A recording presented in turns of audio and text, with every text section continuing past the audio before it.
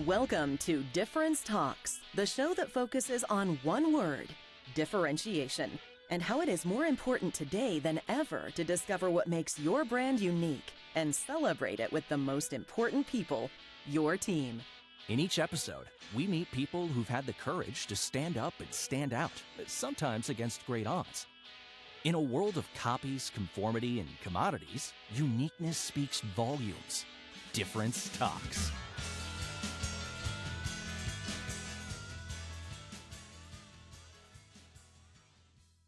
Hello, everyone. Welcome to Difference Talks. I'm Barry LeBove. I am the founder and CEO of LeBove Marketing, Communications, and Training. I'm the author of The Power of Differentiation, Win Hearts, Minds, and Market Share. I have a great guest today, very unique in that we're talking about a Grammy Award winner, a #1 hit songwriter, whether it's blues music, jazz music, he knows all of that.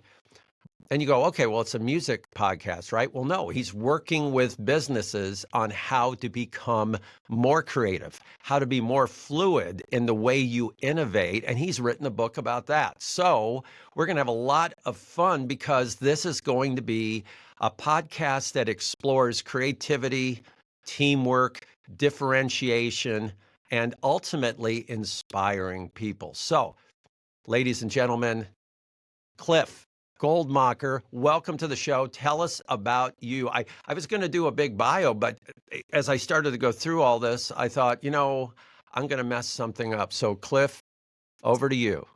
Well, thank you, Barry, first of all, for having me on. It is an honor. And a fellow musician. It's nice to talk to a fellow musician. I hope people know some of your bona fides. I think they know a few. And before we went live, Cliff got all excited about my microphone. Why don't you share why you got excited? So the microphone, I am also, along with being a songwriter, a music producer. So I run a studio, and to see a beautiful vintage German tube microphone, the Neumann, you don't see those every day. So it's always nice to see a quality mic in front of a quality guy. Well, thank you. Just like me, the mic is vintage. It's very old. It's a 1970 that I had in a recording studio way back, and I had to get it fixed. I sent it away to the Neumann folks, and they sent me a very expensive invoice for what they had to do to fix it.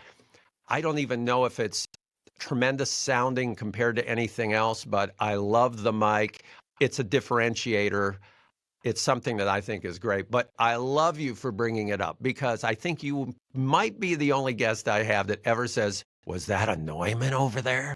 So back to you. Well, in terms of how I got here, I took music lessons as a kid, like a lot of people do, studied classical piano while I was a little kid all the way through high school. Not a great note reader, kind of an ear player. And nothing really came of it other than music was just a part of my life. So I go to college, study political science, but this guy across the hall has a guitar. Now, there's something about the guitar. I think it's the way you hold it as opposed to pulling yourself up to it like a piano. Mm-hmm. It unlocked something in me. So I was teaching myself to play guitar, and it inspired me to write my first couple songs, which were terrible. However, it inspired something in me. So as I made my way through college, getting my degree, and actually studying for and taking the law school entrance exam, I was also writing songs on the side. I took a year off before applying to law school, and in that year, I played music every night. Found a cafe. I call this my playing Brown-Eyed Girl for drunk people phase of my career. But I loved it. And I loved starting to write songs. And at the end of that year, when it came time to apply to law school, I thought to myself, if I go to law school now, I'm never coming back. It's just not going to happen. But if I stay with music, something tells me law school will still be there if this music thing isn't for me. And the reality is that so far, 34 years into the game, we're doing okay. So I think I'm going to stick with music. Hey, I'm gonna interject here just a little bit. You mentioned something, and this is the kind of show we have. We're having a conversation. Sure. A lot of people heard what you said, but I want to just go back just for a moment. You do not read music, or you don't read it very well. Okay, That's now right. I believe many of our audience will think, oh, wait a minute, you've got to be able to read these notes and they're all piled up on top of each other and they're in these measure things. And you, wait a minute, how can you not do that? Is this common, Cliff, or are you some mutant who is lucky to go do this? How did that happen? So it's a perfect question, because the reality is that just like all creativity, you find your way, and there is no one way to do anything. Now, in the genres in which I work, whether it's blues or jazz or country or even pop, being able to play by ear is actually something that is more of a benefit than it is a detriment. So classical music, you kind of need to read the notes. Those were written often hundreds of years ago when that was the main way that you expressed yourself musically. But now, being able to improvise, being able to play by ear is actually a large part of the work that I do as a musician. So it's a great question. And I would say that I am more the norm in the genres within that I work in than I am the anomaly. Right. And so what's interesting is you may think, oh, for you to be able to write a song, you must be able to read fluently. And it's not true. The Beatles did not read. The Rolling Stones never read. You don't read. I don't read. We listen. We can tell what the chord is, and we go play it. And then we do stuff, and then we remember it. We make little notes on a piece of paper, but they're more like the name of the chord or something. So it's an interesting way that, to me, it shows that you do not have to be the typical musician who learns a certain way to get a phenomenal creative result. All right, so I kind of took a detour, but it is fascinating. It's something that makes you distinct. So, Cliff, tell us about your successes, and you were talking about your journey, so continue, please. Well, I'll pick up shortly after making the decision to do this. So what I realized almost immediately was if I was going to be serious about music, I couldn't just hang out anywhere. I needed to go to a place where there were a lot of people who were a lot better than I was, all in one place. So I effectively had three choices. It was New York or LA or Nashville. So I moved to Nashville in the early 90s and basically spent the next 12 years full time in Nashville, and then another, oh my goodness, almost another 15 after that, refining my craft. So early on, that just meant writing as many songs as I could with as many different people as I could possibly find, which in the end kind of brought me over to what I consider my primary skill set as a musician and songwriter, which is that I write with artists for their album projects. And the only reason that I feel qualified to do this is because of the number of co-writes, over 1,000, that I've done in the course of my career. So I really understand the collaborative process from the inside out. That's brilliant. And a couple of insights I'm picking up is it's quantity. A lot of people think, oh, to be great, it's all about quality. You need quantity to get to great ideas. Can you elaborate on that? That's exactly it. I mean, even the most successful songwriters, the number of songs of theirs that have any degree of success in the commercial world, 3%, 4%, some ridiculously low number.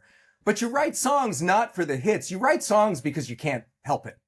And that's been my guiding light through the course of my career. I would describe myself as someone, and most songwriters who do this for any length of time, we're intrinsically motivated. We do this because it means something to us to do it. If the songs end up having success, and I've been really fortunate, took a minute, but I've been really fortunate in my career to have some significant success with a few of my songs. But the bulk of my songs are songs you'll never hear. Doesn't mean they weren't a pleasure to write. It just means that you won't know about them because that's how this works. So how does that relate to the business world? Well, one of my big aha moments later on in my career, and the reason I do the work that I do now, which is working with organizations and helping them think about innovation and creativity in a new way, is that you have to be a couple of things. One, you have to be fearless. You have to be willing to take risks, and you have to be willing to make yourself vulnerable. So if I wrote one song and hoped that all good things would happen, and if anybody said a bad thing about it, I'd be crushed, you can't have a career like that. But and I used to describe my songs as my song children, right? So if you only have one child and you put all of your eggs in that one basket to mix a ridiculous number of metaphors, and it doesn't happen, well, then you're crushed. But if you have 1,000 song children, then you know not to be too precious about any one of them. And if good things happen to some, great. And if good things don't happen to others, also fine. So in business, if you're willing to get up to the plate, if you're willing to do the work and commit to your cause, then in time, good things will happen. Probably not the way you think they will, and probably not in the time frame that you would like. But if you do the work and you keep going, good things will happen. I am living proof. It was 20 years of writing songs until I had a song on the Billboard charts, and 30 years, 30, until I had a song on a Grammy-winning album. So much for being an overnight success, right? I think that's one thing we have to realize. It's statistically proven that if you look at great ideas and you're thinking, where does a great idea come from? The more ideas you come up with first, the better. And the other thing that's fascinating, and we do this when we do our jam sessions at our company, because we do jam sessions over 150 times a year at our company to create ideas. We'll create 200 ideas in 2 hours, 200. And we'll then go back and go, okay, what are our favorites? There is no pattern to where the favorites come from. It's never, oh, it's the last one. Oh, it's the first one. It could be number 36, number 14, number 12, number 91, number 204. You have no idea. You have to go through the journey and then allow those ideas to kind of rise to the top. Have you found that to be similar for you, Cliff? 100%. And as you were saying that, you know what my wish for the teams that you work with, you know what my wish is for them? That it never be their first idea. Right. Because if you ever think, oh, this is easy, and it's always going to be my first idea, you're kind of dead. So I think the concept behind this is 100% correct, which is do the work, take as many chances as you can. I used to refer to my songs also as lottery tickets. Yeah. The more lottery tickets you have, the better your chance that you're going to win. The next part of our discussion we call the power of differentiation, where we discuss an exciting or challenging or interesting situation where you had to tackle it, you had to bring people together. So often, I am very lucky to talk to successful people like yourself, but the story behind the successes is far more interesting than the end result, which is, oh, everything turned out great, everybody's happy. Because people think, oh, it must have been an easy, musical, magical moment, or whatever it would be in your case. Can you think of one situation where you had to tackle something difficult? You had to rally people together to get this to be successful? When I first started doing this, it was a gift that fell into my lap. A seatmate on a flight asked me what I did for a living. I said, I'm a professional songwriter. And for a reason that I can't fully articulate, because I have taught for many years workshops for beginning songwriters, I said to her, and I've always wondered what it would be like to take the principles of songwriting and apply them in a business setting. And her response was, I run a consulting group inside of Deloitte called The Greenhouse. And I think this would be perfect for us. New career. Wow. That fast. So this wonderful thing fell into my lap. I put together a program. I led it internally and externally for Deloitte's clients, as well as for Deloitte members themselves, for about 4 years. And then, pandemic. It was gone. It just disappeared. And my magical person inside of Deloitte changed roles. Mm-hmm. And all of a sudden, I am back to zero. And I realized this thing that I thought was just going to always happen, I should know better, went all the way away. Yep. So what I realized is, okay, I love this thing. I really enjoy doing it. And now I actually have to work for it. So I had to go all the way back to zero and remember what it was like to start out in music. And the good things that have happened to me in music, almost without exception, came from a network of my peers. That's just the way it works. So what I realized is I've got this wonderful network of musicians and music business people, which has that much to do with the work I'm doing now. Right. And what I realized is I had to start again with a brand new network. And what that network has started to yield in the years since the pandemic have been, not to put too fine a point on it, conversations like this. So I basically had to restart from zero and build a network of peers in this new world that I was beginning to explore. And it's been not without its challenges and frustrations, but in the end, it's a much more sustainable, much more organic, much more manageable way to build a business. Cliff, can you get more granular? I hear you talking about a network of peers. I don't know what that means. Oh, great. What is it, and where were the challenges or the friction points that you can share? One of the very first things I needed to do was learn a new vocabulary. While I can say to a songwriting peer, let's sit down and write a song, and they won't blink twice. If I say that to someone in the business world, generally, at the very least, I get a blank stare. Right. So what I had to do is learn how to articulate what it is I was bringing to the business world in a language that someone in the business world would understand. So instead of saying, we're going to think differently about this, which doesn't really get us anywhere, I talk about thinking laterally about something. And I talk about how using songwriting as a way to examine your ideas or your concepts in business helps you think laterally about it. And I did a lot of reading, and I found people like Abraham Maslow, who said, if the only tool you have is a hammer, every problem looks like a nail. So I'm now working with business teams, and if the only tools they have are hammers, I'm giving them a new tool so that every problem doesn't look like a nail anymore. So I really had to reimagine the way I discussed the work that I do, and slowly but surely read books by people whose work I admired, yours included, and start to understand how to articulate, I guess, my value proposition in a way that business leaders, C-suite people, heads of HR would understand. Wow. We're going to go to the next portion of the show in a moment, and we're going to dive into a little more detail into what is that creative process and also your personal differentiation as you do it. So we'll be right back with Cliff Goldmacher. Thank you, Cliff. We'll be right back.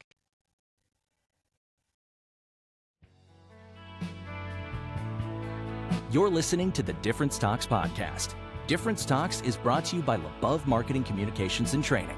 LaBeouf focuses on one word: differentiation. In fact, we wrote the book on it, called The Power of Differentiation. Our goal is to inspire 1 million people with this message, helping brands win hearts, minds, and market share. Discover more at labeouf.com. We are back. We're with Cliff Goldmacher, but we have to talk about this. We just took a break, and Cliff goes, hold on a minute. Cliff, share what happened. So I get a doorbell rings, I look at the Ring camera, and there's a policeman at the door. And this is good. This is going to give me kind of an edgy, mysterious vibe. Apparently, the house is being cleaned right now, and somebody opened a window with a window sensor on it, and they called the police. So exciting times here in Maryland.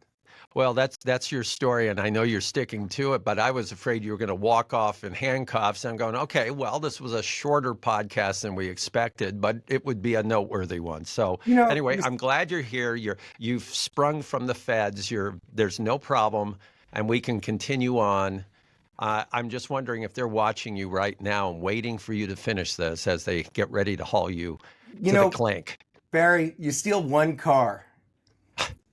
And they overreact. People What's are wrong ridiculous with these people?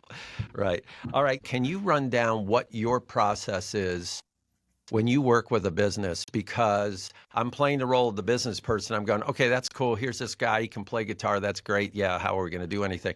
What is, like in a minute or two, what's your process? You walk in, business people are walking around going, okay, what is this about? And you say, hey, everybody, in the next blank hours, whatever it is, we're going to do ... What is this? So you can give us a picture of this.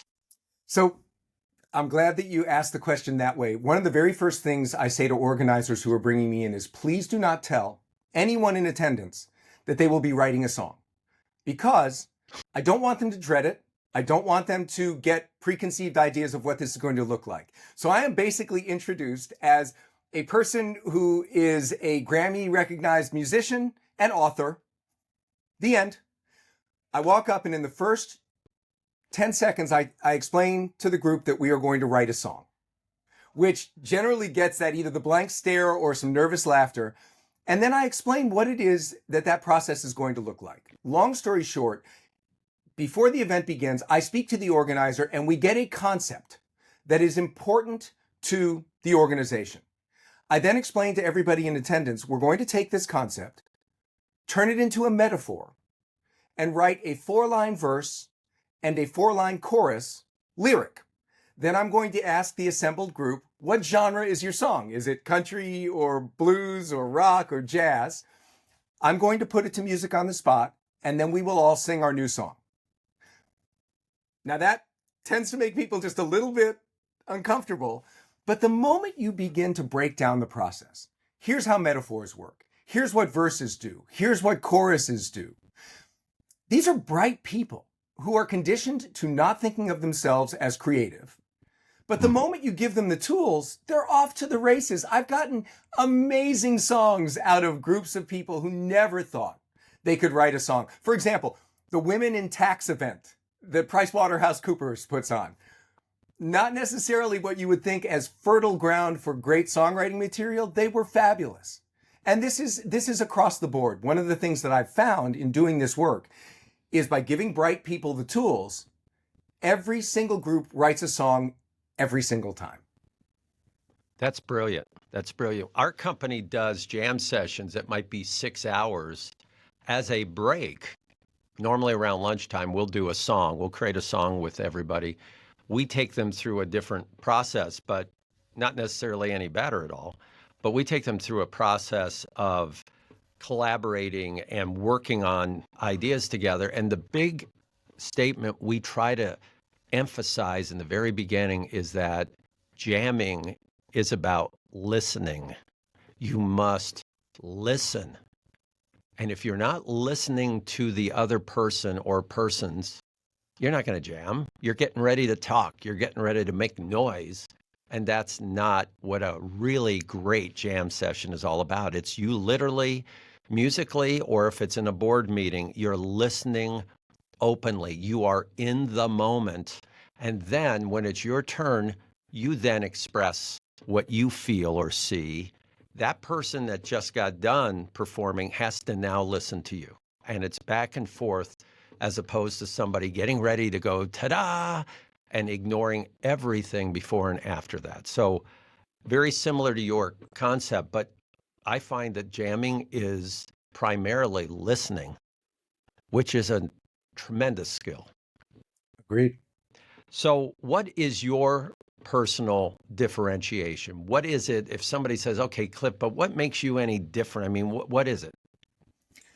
So for me, I think it is not that innovation is a new idea in the business world. It's one of the oldest ideas in the business world.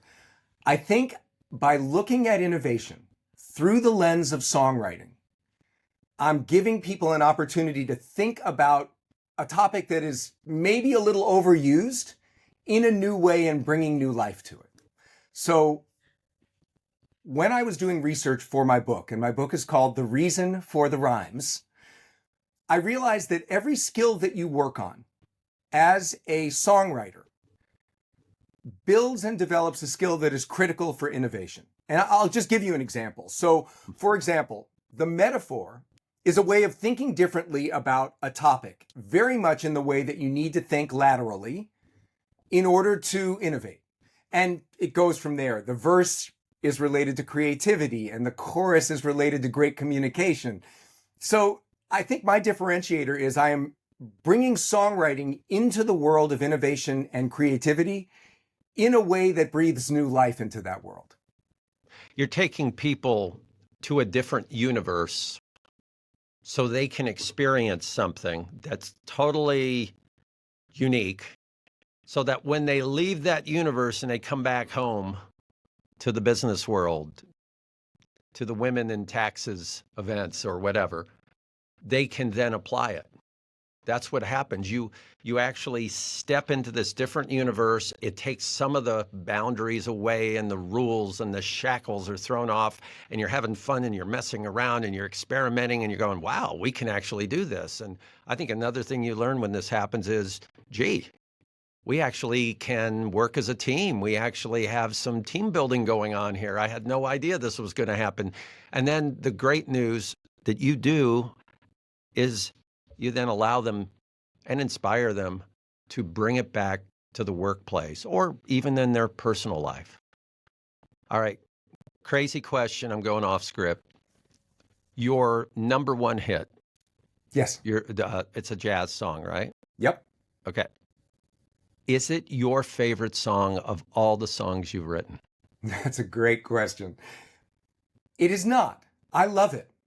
But even when I wrote it with the artist, his name is Spencer Day, and the song is called Till You Come to Me. Even when we wrote it, I thought, well, this is terrific. But it's not the only time I've ever thought, well, this is terrific. I was proud of the song. It felt good. But the winding path that song had to take to end up at number one just shows how seriously random success in the music world is.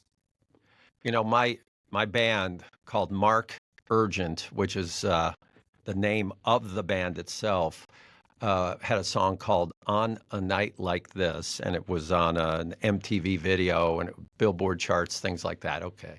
And not a giant success, but it was my one big famous song that most people who know me, not in the world, but most people who know me go, oh, yeah, I remember that song. It's great.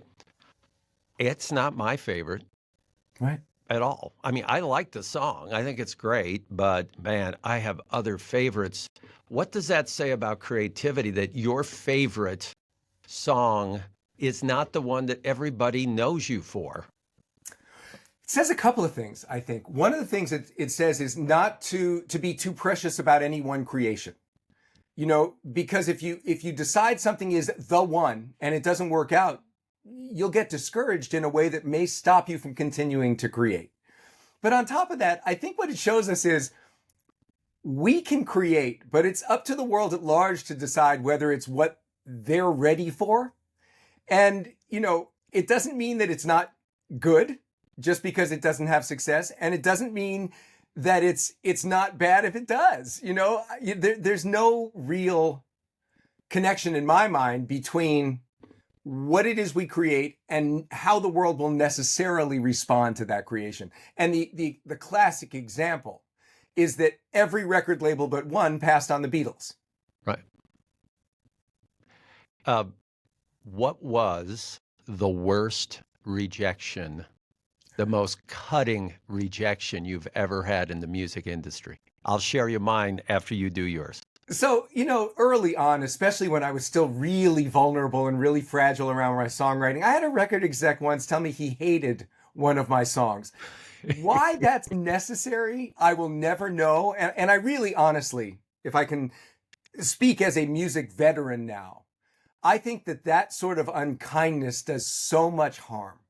So the good news is, using the expression living well is the best revenge, it's worked out fine. And guess who doesn't have a job at the record label anymore? Mm-hmm. So, you know, the reality is that we have to have a thick skin, but that's pretty mean-spirited stuff. Yeah, I'll top that one though, Cliff. I went to New York, very famous publisher. Went with my wife. First appointment we had on a rainy Monday. We had 40 appointments, 40 appointments at publishers that week. So we were running all over Manhattan. First guy, we go in, and I bring in the cassette. Everybody go, what? What's a cassette? I brought in the cassette with the songs on it. He listened to the first 7 seconds of the first song, fast forward, listen to the next 5 seconds of the next song, 5 seconds of the next song, 5 seconds next song, pulls it out, hands it to me, and he says, "You have no talent. Give it up. You have no talent." Then he said something I thought was funny. He says, "You can't write songs. You have no creativity." Well, maybe you could write a country song, but you can't do anything.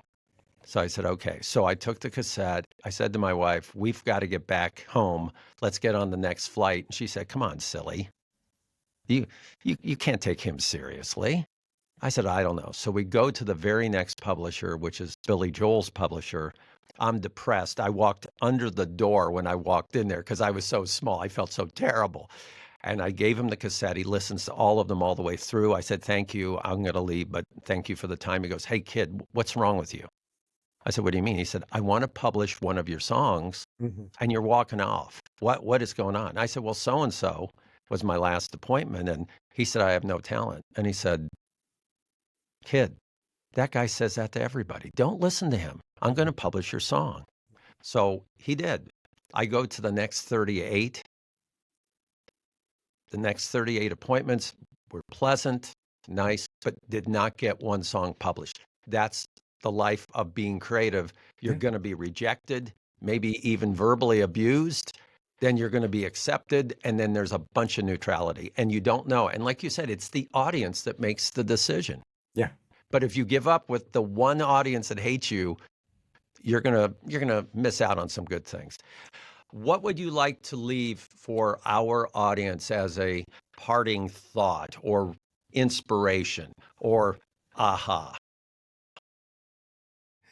We are all creative. We are all capable of creativity, every single one of us. Now, that doesn't mean that we are all equally creative in the same ways, but we are all capable of creativity. And that is the one thing that I would want everybody who listens to this to remember. Everybody, I hope you enjoyed this. This is a very, very fascinating subject because in business, guess what? We can be creative. In business, we can take chances. In business, we don't know if it's a great idea or not, but we're going to try. We can do that. And in jam sessions, whether it's in music or business, you literally don't know what's going to happen. So give up trying to control it. Let it happen and let the creativity flow. So until next time, remember, leaders differentiate. Cliff, you differentiated yourself today. Thank you so much. And everybody, I hope you enjoyed our show. Thank you so much, Barry. Thank you for listening to Difference Talks, produced by the amazing team at LaBeouf. All original music on this podcast was created by LaBeouf. Buy our book, The Power of Differentiation, on Amazon. Have a question for the Difference Talks team? Email us at differencetalks@labeouf.com.